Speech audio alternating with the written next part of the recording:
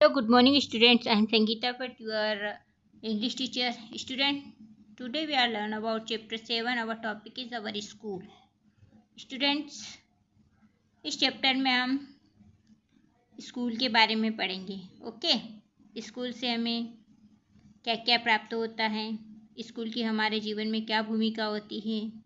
Okay, so let's start. Firstly हम इस poem को रीड करेंगे.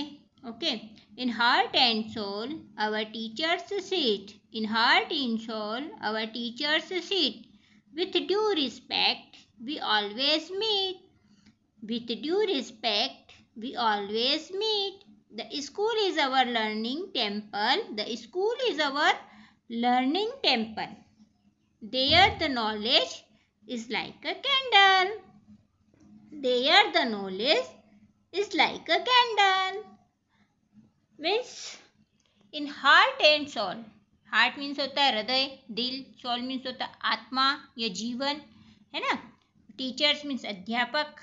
ओके, तो इस पोएम में कवि ये कहना चाहता है कि हमारे जो टीचर होते हैं वे हमारी आत्मा और हमारे दिल पर बैठे होते हैं. मीन्स जो टीचर होते हैं वे हमारे दिल में ज्ञान की ज्योत जलाते हैं, है ना. वे एक कैंडल की तरह होते हैं, वे एक दीपक की तरह होते हैं जो हमारे हृदय में ज्ञान का प्रकाश फैलाते हैं. ओके, और उसी ज्ञान के प्रकाश द्वारा हम जीवन में कामयाब होते हैं. ओके, हमारा जीवन सुखमय और स्वास्थ्यमय होता है. With due respect we always meet. जब भी हम हमारे टीचर से, हमारे गुरु से मिले, हमें उनका सम्मान करना चाहिए, उन्हें आदर देना चाहिए. ठीक है, क्योंकि आप जीवन में कितनी भी बड़ी से बड़ी मंजिल को पाले, लेकिन वह केवल आप अपने गुरु, अपने शिक्षक, अपने टीचर की वजह से आप उस सीढ़ी को पार कर पाते हैं. तो जो टीचर होता है वो आपके हृदय और आपकी आत्मा में निवास करता है, क्योंकि एक टीचर के माध्यम से ही हमारे जीवन में ज्ञान का प्रकाश फैलता है ना. हमें किसी भी चीज़ का नॉलेज प्राप्त होता है, ज्ञान प्राप्त होता है, जिससे हम बड़ी से बड़ी कठिनाइयों को भी पार कर सकते हैं. बिना ज्ञान के जीवन व्यर्थ होता है. ओके, अगर आपके अंदर ज्ञान नहीं है, नॉलेज नहीं है, तो आपका जीवन व्यर्थ है. ओके, बिना ज्ञान के जीवन नहीं होता है, और बिना जीवन के सब कुछ व्यर्थ होता है. इसलिए जीवन में जो शिक्षक होते हैं, जो गुरु होते हैं, वे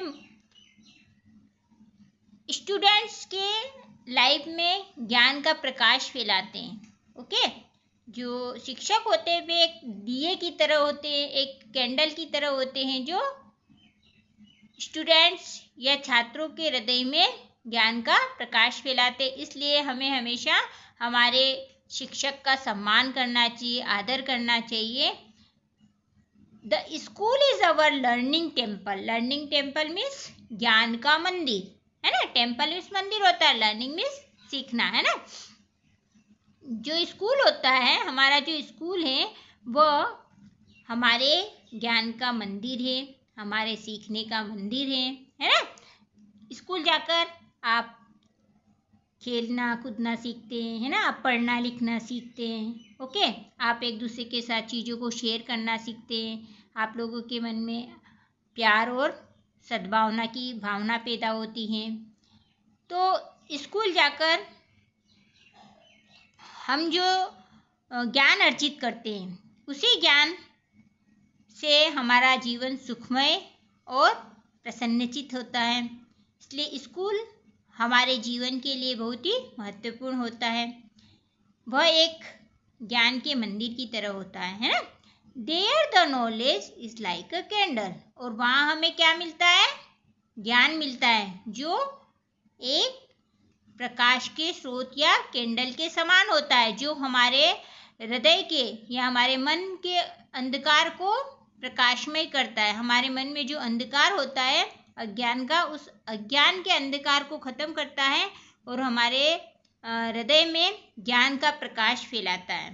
ओके, तो जो स्कूल में हमें ज्ञान प्राप्त होता है जो कि हमारे शिक्षकों द्वारा हमें प्रदान किया जाता है, इसलिए हमारे जो शिक्षक होते हैं, जो टीचर होते हैं, जो गुरु होते हैं, वे हमें कहीं पर भी मिले, चाहे आप बड़े हो जाए, आप बड़ी से बड़ी पोस्ट पे पहुंच जाए, है ना, लेकिन अपने शिक्षक से, अपने गुरु से जब भी आप मिलते हैं तब आपको उनका सम्मान करना चाहिए, उनको रिस्पेक्ट देना चाहिए, है ना, क्योंकि गुरु बिना ज्ञान नहीं होता है। ओके, और ज्ञान बिना मनुष्य का जीवन व्यर्थ होता है। इसलिए हमारे जीवन में ज्ञान का महत्वपूर्ण स्थान होता है और वह ज्ञान हमें कहाँ से मिलता है? हमें हमारे स्कूल से, हमारे शिक्षकों द्वारा, हमारे गुरुजनों द्वारा हमें प्रदान किया जाता है। इसलिए गुरु बिना ज्ञान नहीं होता है, ज्ञान बिना जीवन व्यर्थ होता है। इसलिए अपने गुरुजनों का सम्मान करना चाहिए, रिस्पेक्ट करना चाहिए। ओके, और स्कूल से जो भी ज्ञान, जिस भी तरह का ज्ञान आपको प्राप्त हो, उस ज्ञान को आपको अर्जित करना चाहिए ताकि आपका जीवन प्रसन्नचित और खुशमय बना रहे, स्वास्थ्यमय बना रहे, आपको किसी भी मुसीबत का सामना ना करना पड़े। अगर आप पढ़े लिखे और वेल एजुकेटेड होंगे तो आप जीवन में बड़ी से बड़ी कामयाबी को प्राप्त कर सकते हैं। ओके स्टूडेंट्स, आपको इस पोएम को लर्न करना है। ओके, हम इस पोएम को फिर से रिपीट करते हैं। Our school, in heart and soul, our teachers sit. In heart and soul, our teachers sit.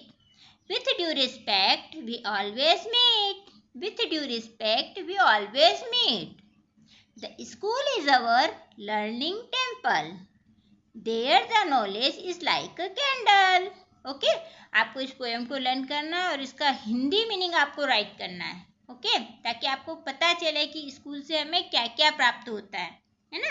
School एक ऐसी जगह होती है जहाँ हमें ज्ञान का भंडार प्राप्त होता है ना, जहाँ से हमें ज्ञान का भंडार प्राप्त होता है और वह हमें हमारे गुरुजनों द्वारा प्रदान किया जाता है। इसलिए हमारे गुरुजनों का, हमारे टीचर्स का हमें रिस्पेक्ट करना चाहिए, आदर करना चाहिए। ओके, क्योंकि जो गुरु होता है वह हमें ज्ञान प्रदान करता है जो कि हमारे जीवन को ज्ञानमय या प्रकाशमय बनाता है ना।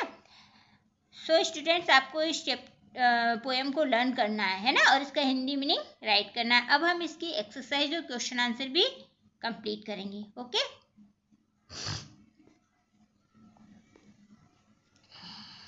Choose the most appropriate answer means MCQs. The school is called, school को कहते हैं, क्या कहते हैं स्कूल को? A mini jail, our learning temple, our second home, या नन ऑफ दिस। स्कूल को छोटा जेल कहते हैं, या फिर हमारे सीखने का मंदिर कहते हैं, या फिर हमारा दूसरा घर कहते हैं, या नन ऑफ दिस। तो इसमें आपका ऑप्शन बी करेक्ट होगा, है ना।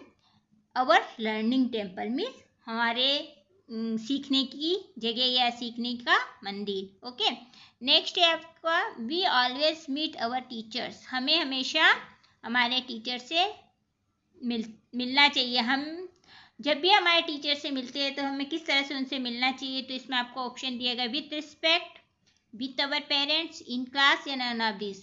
हमें हमेशा सम्मान के साथ हमारे टीचर से मिलना चाहिए, या हमारे पेरेंट्स के साथ मिलना चाहिए, या इन क्लास या क्लास में मिलना चाहिए, या नन ऑफ दिस, इसमें से कोई नहीं। तो आपका ऑप्शन ए जो है विथ रिस्पेक्ट, हमें हमेशा हमारे टीचर से सम्मान के साथ मिलना चाहिए। ओके, ऑप्शन ए करेक्ट होगा। नेक्स्ट है आपका आवर टीचर्स सीट इज, हमारे टीचर बैठते हैं कहाँ?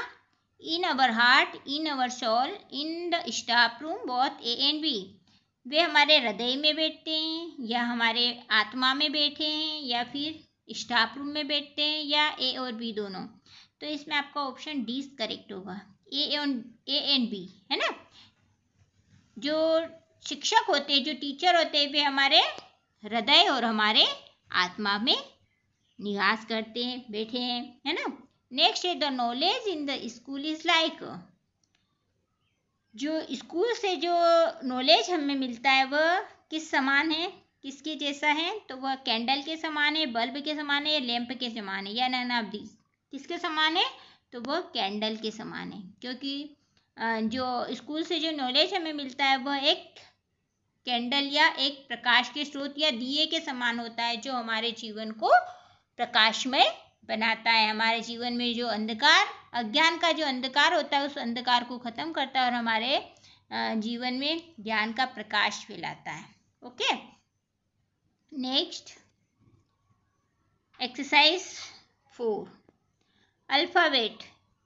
You know that English language has 26 letters. आप जानते हैं कि इंग्लिश लैंग्वेज में 26 लेटर्स होते हैं, A to Z, है ना, जिसे हम कैपिटल लेटर कहते हैं। अल्फ़ाबेट आर द और the letters are written in 2 forms. Alphabets को 2 फॉर्म्स में राइट किया जाता है, firstly capital letter and secondly small letter. ये तो आप लोगों को पता है कि कैपिटल लेटर में कैसे राइट करते हैं, स्मॉल लेटर में कैसे राइट किया जाता है ना। अब हम पढ़ेंगे कि कैपिटल लेटर का यूज कहाँ किया जाता है। Use of capital letters. Capital letters are used in the following cases. The first letter of the first word in a sentence is always capital.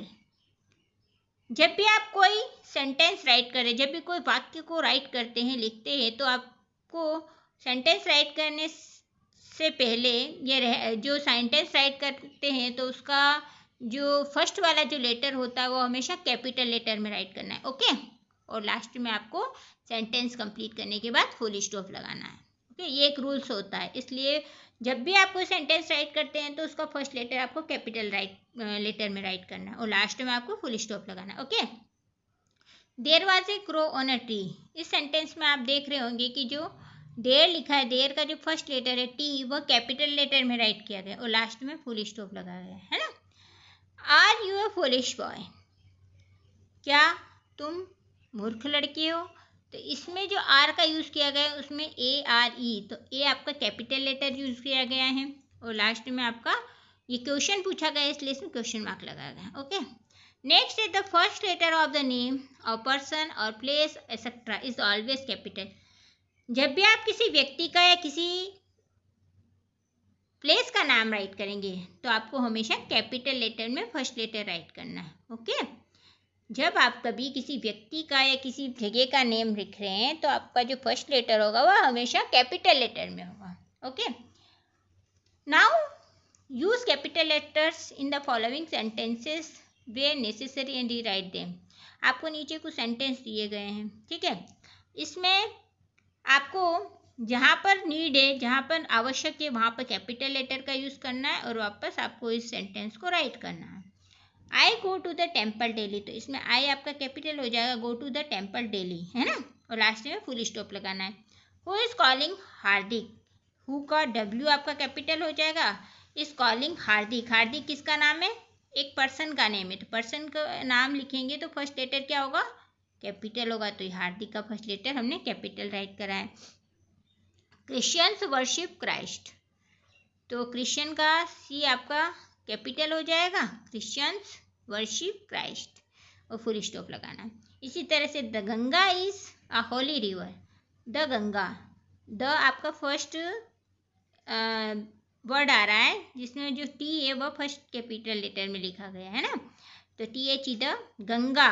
Ganga एक रिवर का नाम है जो कि स्पेसिफिक नेम है ना, इसलिए उसको कैपिटल लेटर में राइट करें, GANGA, गंगा का G आपको कैपिटल राइट करना है, इज द होली रिवर, और फुल स्टॉप लगाना है। Raman is going to Chennai today, Raman आपका फर्स्ट लेटर कैपिटल हो गया है, is going to Chennai, Chennai का C आपको कैपिटल राइट करना है क्योंकि वो एक प्लेस का नाम है, इसलिए आपको उसको कैपिटल लेटर में राइट करना है और फुल स्टॉप लगाना है। इस तरह से आपको ऑल एक्सरसाइज कंप्लीट करना है। अब हम इसके वर्ड मीनिंग को क्वेश्चन आंसर देखेंगे। Okay, first SOUL, soul, soul means होता आत्मा या जीवन। ओके, आत्मा या जीवन, रिस्पेक्ट, RESPECT, रिस्पेक्ट मीन्स सम्मान करना, आदर करना. टेम्पल, TEMPLE, टेम्पल मीन्स मंदिर. नॉलेज, KNOWLEDGE, नॉलेज मीन्स ज्ञान, समझदार, समझदारी है ना. कैंडल, CANDLE, कैंडल मीन्स मोमबत्ती भी होता है, प्रकाश का स्रोत है ना, या दिया, इसको राइट कर सकते हैं आप, दिया भी राइट कर सकते हैं. ओके, नेक्स्ट हम क्वेश्चन आंसर देखेंगे. Answer the following questions. Question number 1, who are going to school.